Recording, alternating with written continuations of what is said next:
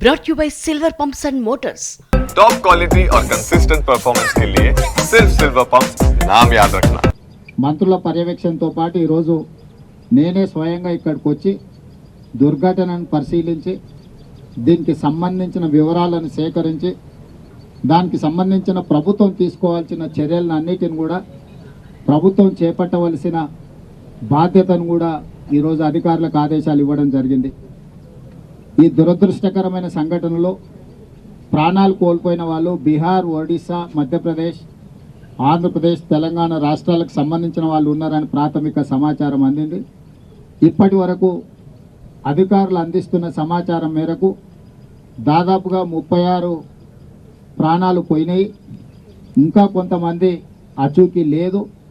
చాలా వరకు వివరాలను సేకరించే ప్రయత్నంలో అధికారులు ప్రయత్నం చేస్తూ దుర్ఘటన జరిగినప్పుడు పరిశ్రమలో 143 మంది ఉండడం జరిగింది।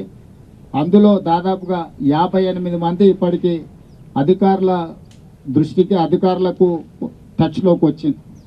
మిగతా వాళ్ళు కొంతమంది ఇంకా శిథిలాల కింద ఉన్నారా లేకపోతే భయంతోనే ఎక్కడికైనా పోయి ఇంతవరకు ప్రభుత్వ అధికారులకు టచ్లోకి రాలేదా ఈరోజు పర్యవేక్షిస్తున్నారు। ఏది ఏమైనా ఈ దురదృష్టకరమైన సంఘటనను ప్రభుత్వము చాలా తీవ్రంగా పరిగణిస్తుంది।